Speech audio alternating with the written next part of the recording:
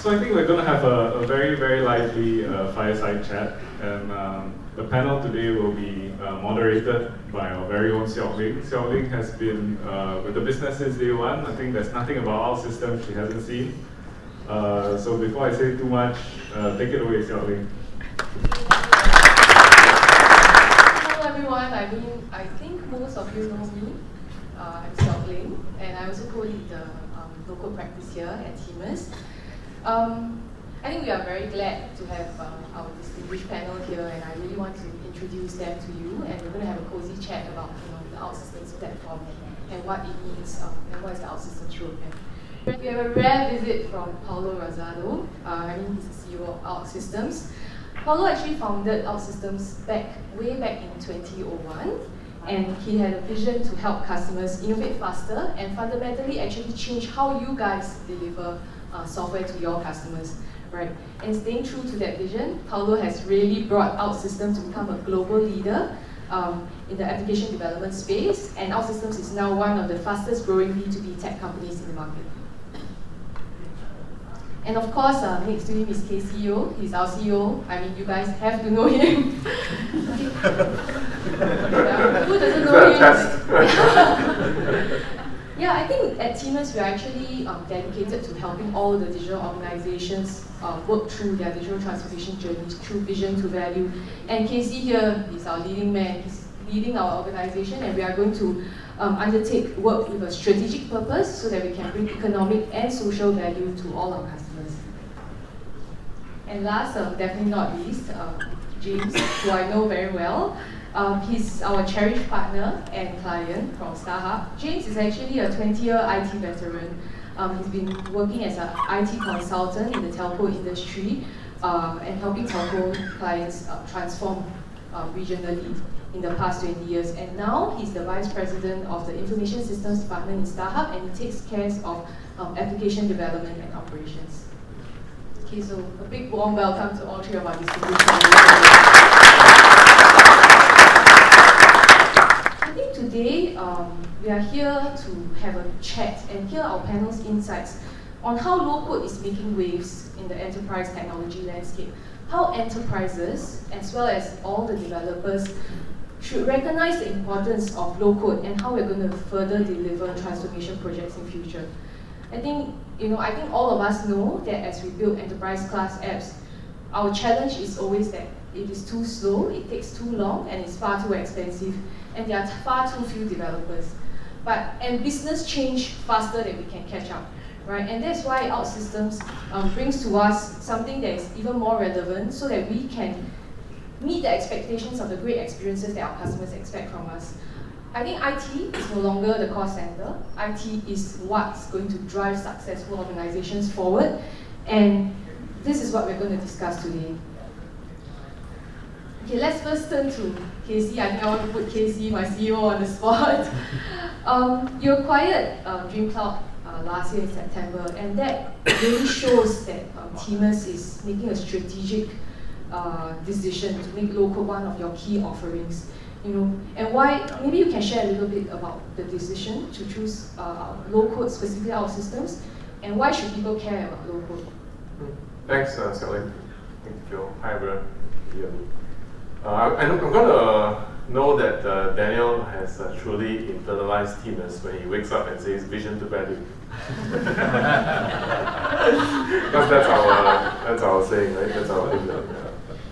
So if I take a step back and talk to you a little bit maybe about why Temus was set up, which is to unlock economic and societal value through holistic transformation enabled by technology. Then for us, we saw that there was one gap that was quite critical, which is the consulting execution gap. That there are many consulting companies that charge a lot. They come out with a very nice PowerPoint deck, and then they present it to the clients, and then the clients like it, and they say, okay, good luck implementing it. Then we'll find an SI to do it. For us, then therefore, we set up to solve this gap by really bridging that consulting execution divide, and having people who can do technology working closely together with people who can do consulting. Because successful transformation starts with the vision, but has to carry through. And the ability to do MVPs in 4 to 6 weeks to roll out and test and iterate and come back to your strategy and revise it along the way is really essential for successful business transformations. And that was the reason why, for us, as we looked ahead in terms of the technology needs, as we built a technology team, we felt that low code was a critical part of that, as many of our clients were looking for app development. By the way, a number of you know that I spent the first 23 years of my career with an organization called the Economic Development Board, EDB. And as part of our due diligence for DreamCloud, I asked my former colleagues, so what do you think of DreamCloud? How were they? And the response came back was very positive, and indeed they were looking at how to build apps very quickly. I should say that it was mostly internal facing, and then we should hear James talking about the external facing part, because even that is, I think, for OutSystems very exciting to change. But for EDB, it was internal facing, and then they said that they can do it very quickly. But in the absence, they also said that one of the challenges was in the absence of an overall architecture, it quickly becomes rather messy if you have many apps sitting in that space. So that's where we thought the synergies between Temus, what we can do in terms of enterprise architecture, comes together. And we can also then figure out whether we use high code, whether we use low code, when is it appropriate. So that was the intent. I should say that I was very particular about our first acquisition, M&A and then Seok, and I think a number of you have helped me say this before. Because if our first acquisition is not successful, it will be the last acquisition that we make. So I looked at it in terms of both the capabilities they have, but also equally importantly, the culture that they have. And I wanted an organization where the culture could integrate very seamlessly. And I think the can-do spirit, the excitement of the DreamCloud team was something that resonated very strongly with us, the buy into wanting to make a difference in the vision. The only difference we saw was they actually were more interested in cheaper snacks compared to what the Temus people are used to. So that's an advantage for us. And one of the first questions they asked me when we had the town hall is that they said, Casey, do you like bubble tea? Bubble tea is a drink that's sold in Singapore and Asia, and apparently in DreamCloud they get it as a reward occasionally. So I said, if that's all you need, please, your bubble tea privileges can continue, no problem with me. And that was the only question I answered where I got a standing ovation. So I think that tells you how easy to motivate. Easy to motivate.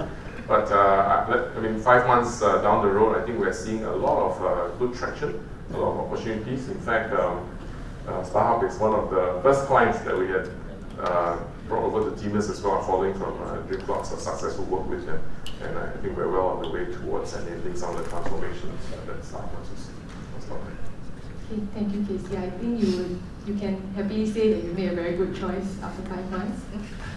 No regrets, no fire regrets. And it won't be the last acquisition we made. Okay, that's awesome. Okay, thank you so much. Yeah, and I really think that low code has certainly made a lot of traction in the last few years. I think when we became OutSystems partners in 2014, the first partners in Singapore and Southeast Asia then. And it was still relatively unknown. We really had to go out to the market and talk to our customers and tell them what is low code and stuff like that. Right? And I interestingly learned just now in our management meeting that the term low code was kind of coined more or less by Paulo and the OutSystems team in a way. And you started OutSystems back in 2001 when there was no such notion of such a thing at all, no such concept. But now OutSystems is a low-code leader globally, and that's such a massive achievement. And we have seen you grown from strength to strength, right? Can you share your thoughts about how you founded OutSystems back in 2001 and how you brought it to where it is today? There's a lot of steps, but a lot of people here don't remember what were the 90s, but this was when the internet was created. That's when the Java language appeared in '95, and I was in Silicon Valley at the time, and everything was bubbling. There was the amount of funding in software was escalating by orders of magnitude. So there was a lot of money going around, and I had to come back to Portugal because of personal reasons. And when I arrived there, I arrived there in '97. I decided I'm going to create an internet company. So I started a first company in '97, and I acquired 12 customers, almost very large customers like Calcus retailers, banks. And I started delivering projects. And I couldn't finish a single project on time and on budget. Every project was a failure. I mean, it's unbelievable. And we were pretty smart. So we kept on, okay, we didn't do it on time and on budget. We had to go back. It was a little bit delayed. We ended up by delivering everything. But it was a painful process and not very, it was not something that we could be proud of. So every time we would go back, try to understand why did we fail, and improve, hire better people, whatever. We did everything. And so 2 years later, '99, I sold the company, and I became like an executive for the acquirer. And over those 18 months where I was in that company, I kept on thinking about that experience with my previous one. And that's when we kind of I realized by talking with a lot of people and my own experiences with all of this, that everyone had the same problem. There wasn't a single decent project, mission critical project, that was not late or was in failure. So we were not really an outlier. We're just part of the normal way of doing things. And so I kept on discussing with colleagues until we kind of realized that the problem was that at the time software was built as if you're building a bridge, which is you kind of plan it, you have the river, and you plan your software, you plan the bridge, you design it, you construct it. And in the meantime, nothing changes. But software, especially in the end of the 90s, things were changing so fast that whenever you're in the middle of building the software, it was the change requests were already coming in and you're already changing. And so we realized the process of building software was fundamentally wrong. Agile development was not a word at the time. DevOps was not a word. CI/CD was not a word. Cloud was not a word. And so we kind of looked into this and said, why don't we, instead of trying to assume that software is built as if it doesn't change, why don't we assume it's always wrong and we lower the cost of change? And that was the impetus for OutSystems. And so we kind of reverse engineered the whole process. And we built a platform that at the time was completely weird, a weird animal, and it could not be recognized. And we started selling. And the success was that we had implemented the first installment of something that was very fast and where software could be changed very, very quickly, which allows us to do agile prototyping with a very high degree of non-failure. And so a lot of our projects became very, very successful, compressed time. But it was all based on that notion of how can we reinvent the way software is built. And today, everything became mainstream. But this was 2001. And by the way, the name OutSystems comes out of the fact that we always believe things are going to happen a little bit faster than what they did. We believe that at least 30% systems would migrate out of the data center. And so we call it, okay, let's call this OutSystems, because the word cloud didn't exist in 2001. And so there was a lot of those things became true in the next 50 years.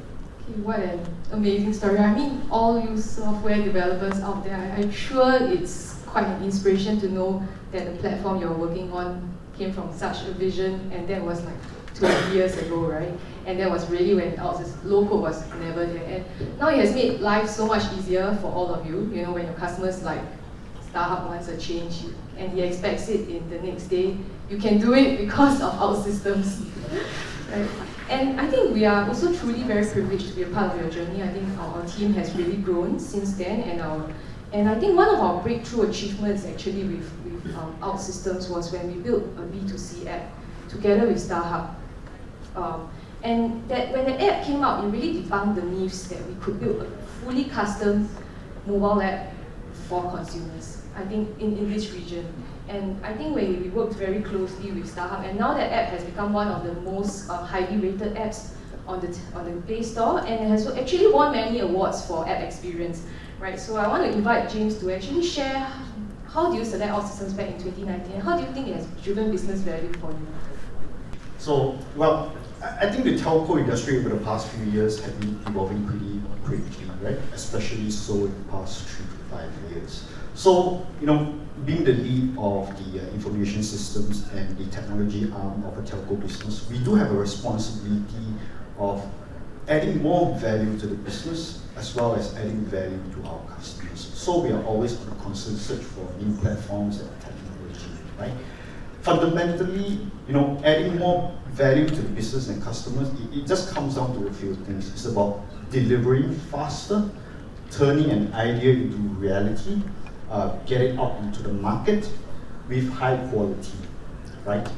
So, well, there's a couple of ways that, I think at the very core, it comes down to 2 things. Number 1 is that you need to have the right talent, right? And number 2, you need to have the right tools and platform to do the job, right? So, Starhub has been on the search. We have accessed quite a number of things, and low-code OutSystems naturally came to our mind. And at the time, we were working with Dream Club, Temus, on trying to assess the viability or feasibility of building a consumer app, right?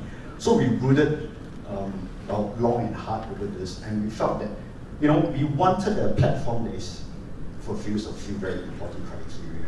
Number 1, it has to be enterprise grade. Number 2, built-in security features. Number 3, extremely scalable. And number 4, allow us to customize according to our needs and what our customers want, right? And to put it plainly, we want a platform or tool that is able to help us develop things a lot quicker and turn ideas into reality in a much faster manner. So OutSystems, it was something that we decided, hey, let's do it, right? And we went into this project to offer a new service as well as a new mobile app in a time frame of 4 months from the time that we actually conceived the idea to the time we actually commercially launch it, right? At the time, it was unheard of because I remember the first meeting that we had.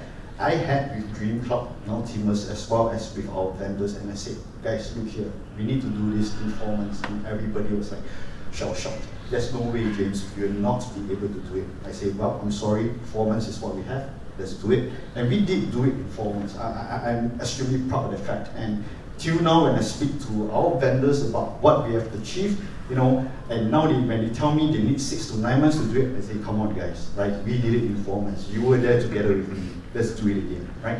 So it's all about identifying the right platform for us to deliver things faster. But it's not just that, right? It's all about identifying the right partner as well. So I had great support from the OutSystems team, Leonard, Willie, and of course from the Temus team, right? We work closely with Daniel, with Seok, Ling, Stefan, Shirley, many others. So it is a combination of having the right tools and having the right partners that's able to help us develop things and do things a lot faster. Okay, yeah, thanks, James. Your partners to say sharing the mic. Yeah, we are very close. Close partners. Yeah, I think James has really been working very closely with the team. I think we've really expanded our footprint in Starhub as well. OutSystems is really going in a big way in Starhub. I mean, Leonard really working very closely with James and his team. I think more than a third of our team has actually worked with James before, and he's really a slave driver. So thank goodness. Thank goodness we have the platform. That's what you want to see. Thank goodness that's why we have the platform to support our team right there. And but you also manage quite a big in-house team yourself, James. And do you see that talent scarcity is something that you need to manage within your team as you continue on your digital transformation journey? Finding the right talent is always a challenge, not just for Starhub, but for everybody, right? We do recognize that it's important to find the right people. So as I was saying, right, 2 things to ensure your success. Number 1, you need to find the right platform. Number 2, you need to find the right people. So finding the right people is the other challenge that we have. A few ways that we try to mitigate this, right? One of the things that we have been thinking about is how can we deliver more with less. Right? It's not about reducing headcount. It's about making sure that your people work effectively. Why do I need to have multiple teams? One developing for iOS, one developing for Android, one developing for the web. When I can have a single team, right, that uses a platform that enables me to develop once and do it well. So it's about finding the right tools that will enable us to do that, because that way we mitigate the risk of not having sufficient talent to serve our needs, right? And the rest of the people can be, I would say, reassigned to look into other value-adding things for the business, right? They are able to do more than, okay. The other thing that I would say, how you address talent is, okay, maybe I should say this, right? To have a customer bring his IS team for 2 to 3 weeks of training to understand a new platform, that is near impossible, right? I mean, our guys, we do daily BAU work on a daily basis, right? Everybody is busy. How do you even extract a team of people out to perform training? So it's about, for us, right, we identified that we need to bring on a new partner, a partner that has, I would say, skin in the game and is equally invested in our well-being, right? So that's where we actually worked with Temus to actually bring a team in, right? And we tell them, please enable us, right? It's not just about developing a system for us. It's not just about developing a consumer app. It's about enabling my people, enabling their organization. So it's not just about the platform. It's about working with the right partner who's willing to invest their time and to make sure that they want success as much as you do. And I really think that point where you said about having the right partners who look at business value is true, because with the platform, a lot of the heavy lifting is actually abstracted from the developers, and I see that actually I'm very proud to say that our development team is very business centric. They look at apps from a very business perspective because that's what they do. They are focused on the outcome. They are not focused on what on all the little things like, am I going to break the code and stuff like that, because the platform already takes care of that, and they are very focused on, I'm going to deliver this consumer app for this customer, a student app for my business. And that's how I think, even from the technical team's perspective, even though our team is multidisciplinary, I think the technical team is actually very functional, and they do have that business value in mind, because ultimately their end goal is to deliver value and not to deliver a piece of technology, right? And I think on top of that, in terms of technology, training digital technology, I think one of the things about scarcity is growing the tech talent within Singapore, and Temus is really going about it in a big way. We do have some of the Step It Up applicants over here with us. Welcome to you who are here to listen to the OutSystems platform. They are actually the applicants for our next run, which is the OutSystems run, and we are very excited because we are then going to have like another 20 over people join our low-code team, right? So maybe Casey, you can tell us a little bit more how this run is going to grow the OutSystems community in Singapore. Sure. Maybe let me take a step back and talk about the digital talent shortage, which is faced actually by many companies across different sectors and industry groups. And we knew that when we set up Temus, we had to solve that. If we didn't solve that, then we wouldn't even get on the starting gate. Apart from the acquisition, which is obviously one approach in order to bring talent on board, there are 3 other approaches that you can take in terms of addressing that digital talent. One is to recruit from the open market. And recruiting from the open market is quite frankly a red ocean, highly competitive. And in Singapore's case, I would say it's a red pond because we're so small. Next door is Google, the other side is GovTech, and they're all actively recruiting. So I try to minimize that as much as possible.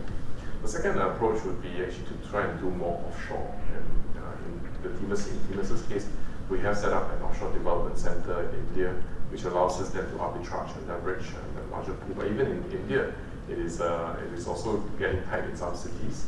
Of course, we also have the location in Vietnam as a consequence of the Dream Cloud acquisition.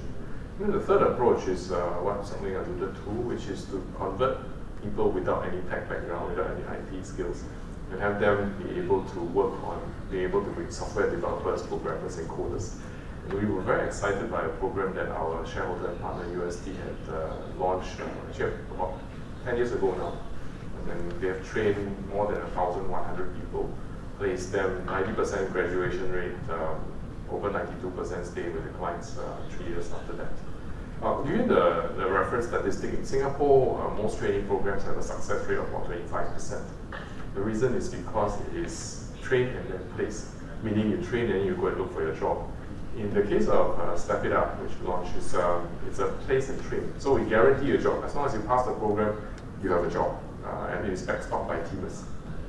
So our first batch was started in November 28 last year, and there was a batch of, we started with 22, now we're 21 people. You see them over there, they're busy doing their final assignments, and they should graduate on March the 7th.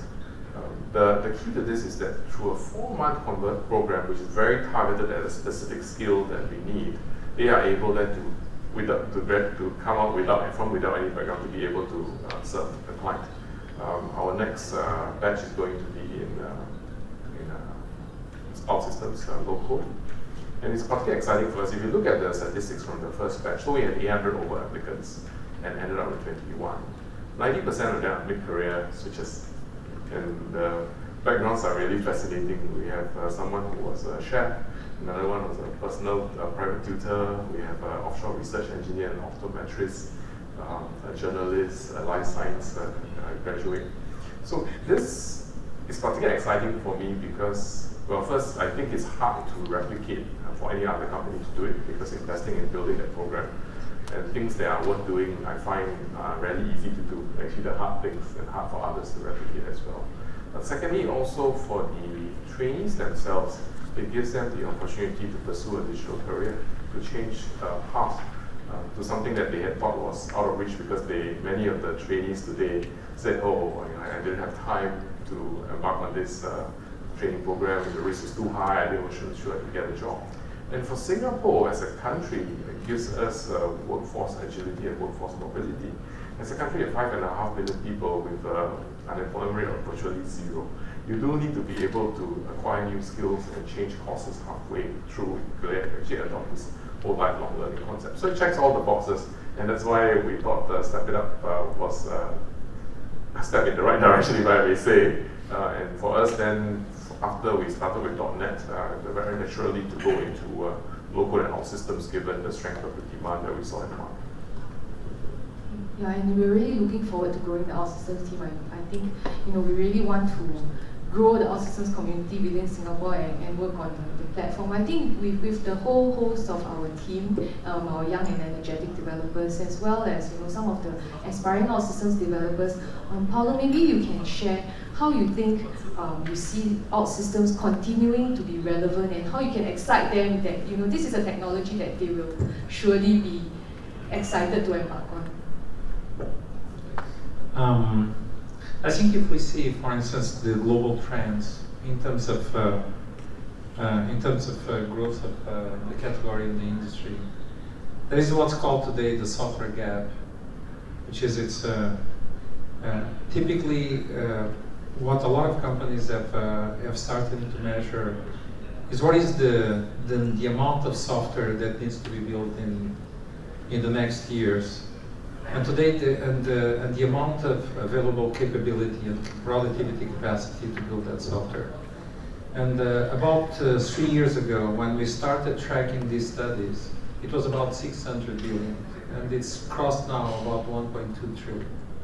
So there is a huge gap. The demand for new software, it's increasing at a faster rate than the productivity. So the type of idea we had in the beginning, back 20 years ago, that software fundamentally, the craft of delivering software was fundamentally broken. It was just too difficult for us to. Everything that's being done in the last years, not only the emergence of low code, but also the emergence of AI and AI-assisted development, all of these things are basically targeted at trying to fulfill that gap. And so the thing that excited me about a lot of the stuff that we've listened here, not only the Dream Cloud story, but also Starhub and what Temus has done with Step It Up is we see that around the world that people that have created experience in other type of areas are fundamentally complementing a lot of that experience, life experience in a lot of ways, with a digital notion of how they can transform that experience into digital assets. How can they transform and help other people be more efficient? How they can innovate with that. And the characteristic of all these communities that we see, especially the OutSystems community, is one where the concentration, the driver, is a driver towards creating life easier for others through technology.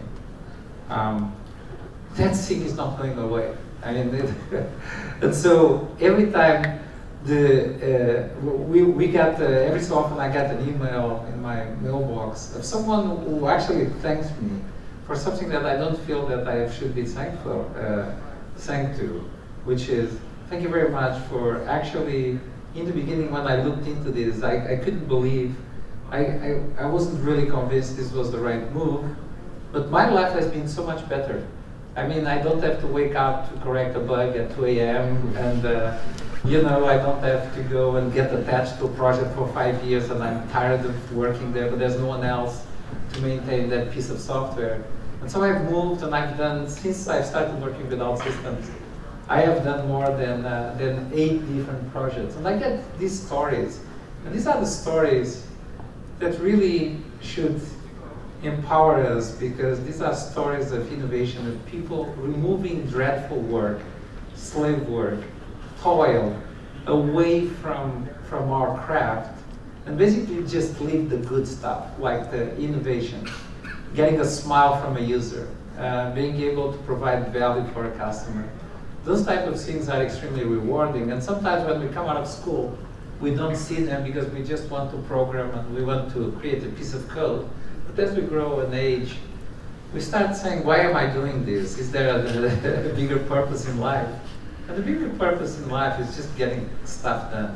It's just getting, it's achieving those results. And I think the world has evolved towards everything now is supported by a piece of digital asset. Either it's a mobile app, it's a workflow, it's an automation, it's a full application. Everything is based on digital. The amount of people that can help businesses digitalize, it's very few. And that's a tremendous amount of work to do. So these type of moves are the right moves. I mean, for the next 20 years, I truly do not believe that this category not only is going to fade, but it's not going to increase at a much faster clip rate, and it's already growing. Thank you. It's amazing. I think you guys can be really assured you're going to have your jobs for a long time to come. So don't worry about that. And I really think what you said, Paulo, about the teams rotating through multiple projects in a short time and not getting stuck in many projects runs really true for our team, because I think if you talk to anyone of them out there, they've really moved through several projects. And I think what gives them the achievement, I hope, is seeing the value that they create within such a short time to our customers, and that keeps them motivated on an ongoing basis. And they can then continue in this industry without feeling what you say, like the toil and stuff, which really comes down. I think most of the questions are done. I think we are actually going to take some questions from the audience. I think one of the questions we wanted to ask Paulo actually is, what's the adoption of low-code like in Asia, compared to globally? OutSystems is such a global one. Where in the curve do you see the low-code growth in Asia? Well, low-code today, and this has been going on for the past 3 years already, it started accelerating. The ratio of growth today is about 22.5% worldwide. In Asia, it's about 26.8% growth. More than 42% of all companies in Asia that are tracked by these analysts have started low-code projects. So it's if you look into it, it's a type of, the moment the category, the fundamental issue with low-code was that there was a perception that low-code platforms could not deliver mission-critical applications. Most of that 1 trillion gap is in mission-critical stuff. It's not in small departmental applications. It's in the type of applications that James had to build, right? And you guys had well with. And so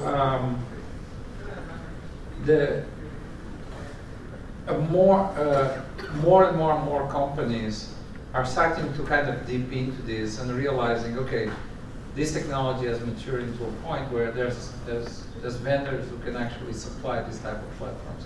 These are extremely difficult platforms. See, we wouldn't be able to be in this space if we hadn't invested hundreds of millions of dollars in the past 20 years to reach this. It's complex technology, right? But we reach a point now where it's available. Gartner actually predicts that in the next 3 to 4 years, about more than 70% of all enterprises of more than 200 million will have adopted low code as one of the strategic tracks towards developing big applications. So that's what we see almost everywhere. And then Asia, you know, there's always pockets, right? But actually Asia, and especially certain hubs, like for instance the Singapore hub is a good example. Culturally, there's an innovation. If the society is very prone towards innovation, it's very prone towards agility and thinking a little bit out of the box. We see the explosion of low code in these hubs faster than in others. Because low code is all about providing a path for innovation and agility. So Singapore is actually a good example of a high growth rate sub-region among the bigger Asia market. That's great. Yeah, I think we do see that as well. I think we've really seen a lot of customers come to us. Even within our existing customers, I think it's a lot of explosion of growth from each customer because they are starting to permeate it throughout the enterprise, and that's where I think we can really then expand with the low-code platform. I think we have a question asking about how does low-code compare to traditional programming platforms in terms of quality of the end product. I think maybe I'll take a step at answering in terms of, I think it really depends on the quality of the team. But I must say that low-code does provide the capabilities that allow you to build robust software in a shorter period of time, which in turn allow you to spend time on other factors like innovation, that you can delight your customers and exploring innovation. But actually, I want to ask James, based on your experience, whether you agree that on the quality part and innovation part. Yeah, I kind of agree with your response, right? I think one of the real benefits that we have seen, within Starhub when we use OutSystems is that we are obviously able to deliver things in a much more quicker manner. The quality part really comes a lot from whoever is helping us to build whatever it is that we're building, right? But I have seen for myself increased stability, increased time to market when we want to roll out certain features. We are spending less time on development and getting our people to think off the box on what are some of the cool stuff that we can actually start doing. I see people getting freed up and working on more innovative stuff instead of like Paulo said, right? I mean, just spending 24/7 brooding over a piece of code. OutSystems has actually helped me to a certain extent to help me sleep better at night, I would say. Okay? Being the lead of operations, to me, I always tell my guys, look here, right? It's all about sleeping well at night. If we build a good application, we sleep better at night. Let's focus on doing that. That's great. I'm glad you can sleep better at night. I think there's a question on serverless. I think it's a question for Paulo. How does the OutSystems roadmap look like with regards to going serverless?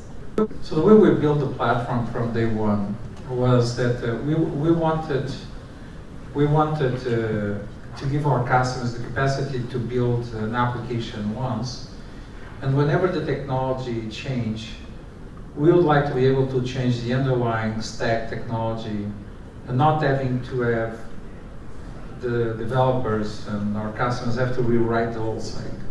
I mean, in terms of change management, the cost of change of an application, more than 18% of that cost goes to portability and changes in the frameworks and the stacks. OutSystems, the first version of the OutSystems platform came out in 2002, and the stack that we used was ASP 1.0. Okay, so ASP.NET, it was not called ASP.NET at the time, it was just ASP. And over time, we've changed stacks 5 times. And so we have customers that have been in operation for 18 years that have changed the app, the stacks, the technology underneath without having to rewrite it. The final installment that we just came up with at 1st of January was actually an infrastructure stack which allows those applications to now run on an architecture that can scale to up to 1 billion users per app. We wanted to get into these massively large constellations. We have customers now that are asking us to support 350 million users. We just had Western Union come up with the new bank, and they have 300 million users. And so we started getting into these massively large, complex, scalable type of systems. And the way we built the platform was that we tried to isolate a lot of that scalability, security features, disaster recovery, uptimes, and whatever from the development as much as possible. One of the strategies that we use is we use a mixture of very complex container type of orchestration with serverless technology underneath. And we use more than 500 services from AWS and Azure to be able to do that. That's the state of the art today. In 5 years, probably there's something exciting and a new way of technology has evolved, and it's no longer called serverless, it's called quantum computing or whatever. We want to be here to be able to then port the applications to this next generation of stack. But that's the way we build. And our assurance to our customers is always that we're going to be able to migrate you to the next cool technology, whether it's serverless containers or whatever comes after this, which is, we don't really. Yeah, I think OutSystems is really always staying ahead of the curve, and we have really seen that through the years that we work with the platform, and I think now with ODC coming on, and I'm very certain that OutSystems will continue to evolve as technology changes. I think we have about time for just maybe just 1 or 2 questions. If you guys haven't submitted your questions, you can scan the code on the TV to submit your questions, right? Okay, let me see one. Okay, I think one of the questions that we had again with regards to, because ChatGPT has kind of like become viral and blown the world with AI, do you see OutSystems positioning itself, with some form of AI, and how does that come into play in your roadmap? We've started playing around with AI about 5 years ago. We created like this big team internally called Project Turing that then evolved into a lot of AI projects that are now spread across the platform. We actually have always been predicting the type of things that we cannot see in ChatGPT 3. We have been. I am very pleased and amazed at the speed that type of technology has evolved. We've always tracked that. Now, looking into ChatGPT and what it can do for the acceleration of development, one of the issues we continue to see, it's always the issue with AI, which is a little bit into the details of it, is that the moment you start increasing what the AI can do, you start getting opacity of what is done. And so, in the case of ChatGPT as an accelerator or an helper for a developer, as long as that type of bot creates pieces of code that are relatively small, you are able to understand what it's doing, what it's producing, because it's helping you kind of accelerate, and so it's removing toil. That's very helpful, by the way. A lot of our own, we have more than 800 software engineers, they use ChatGPT to build the OutSystems platform. And so we use parts of that. The issue is that when you start getting into bigger and bigger pieces of code, the code starts becoming very difficult to understand by a human. And so the question here is whether, and we don't know the answer to this, whether in 5 or 10 years full software is going to be built by an AI without any intervention from developers. We've never seen that future realizing without being blocked earlier. Automated cars, for instance, automated drivers was a very promising thing. Actually, you can now fundamentally drive a car with a bot, with an AI model, in a much with a much higher security statistically than with a human. But still, because every so often you have an accident and people don't know why it happened, it has become a distrustful type of technology, and that type of thing is not there. We see the same thing happening already in terms of software development, where we don't know if the AI is going to develop things that we cannot control.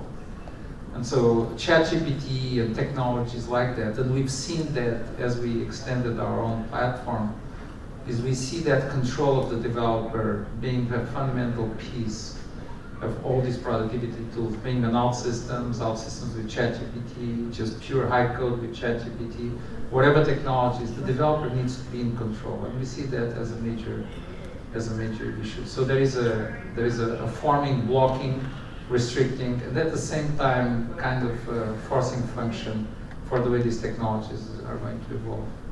We're very excited about it. We actually believe in it, and so it's going to be part of a lot of the stuff that we're going to do. I think that's great insight into the AI world. I think we have a question for Casey. Where do you see the synergies as we join forces, and how can we grow the low-code practice and business? Well, the reason why we acquired Giga was because the app development practice, of which low-code is one, plays really very well in terms of the overall digital transformation journey that Temus wants to enable and support.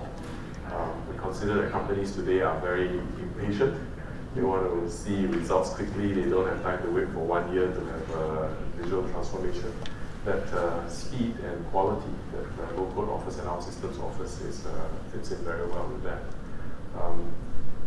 I read when we're doing our due diligence, after we completed acquisition, I read that low-code allows you to build an app in 7 minutes compared to an hour if you were, even with the most basic app. So I asked Daniel, Seok, and Stephen to show me that you can do it in 7 minutes, and to their credit, they did. I don't know how much prep went behind the scenes.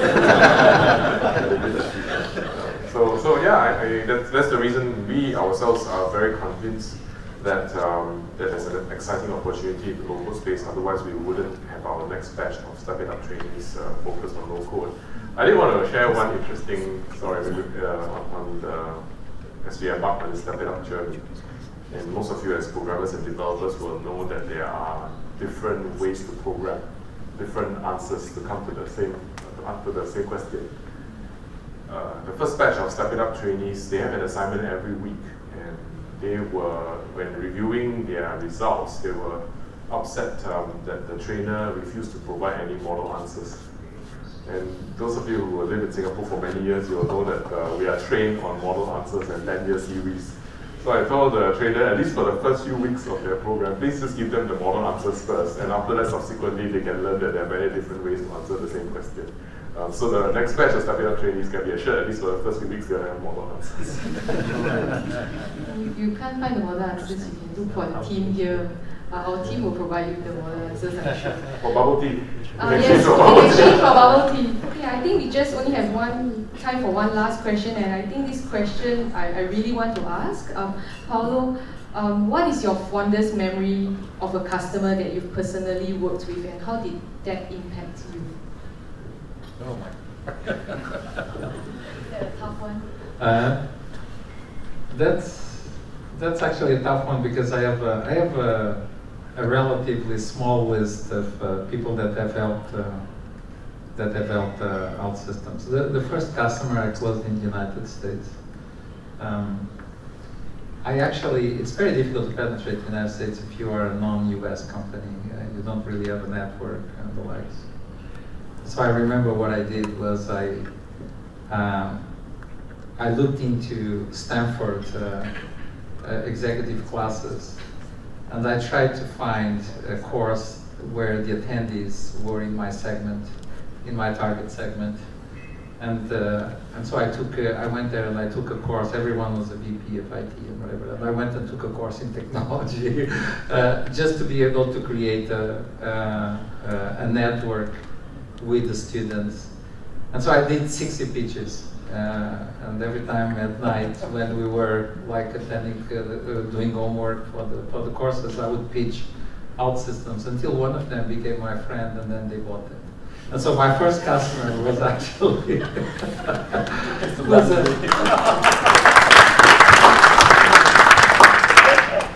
my first customer was a gentleman called Bill Yates. He bought OutSystems 4 times after that, and so he was very successful. He worked in the biotech sector, and he was the guy that became a reference for a lot of the sales. And today we have more than 600 customers in the United States, but it all started with that one. I have a lot of fond memories. That's just one of them. Thank you so much, Paulo. And I really want to thank you for sharing, because I really think it brings context to what our team is doing. It gives us life as to how the history of OutSystems came about, and brings a little bit more meaning to our work, I think. I think we've kind of come to the end of the segment. I really want to thank all of you, Paulo, James, Casey, for attending this panel, and I hope the rest of the audience have actually gained some more insight. And thank you very much once again to all of you.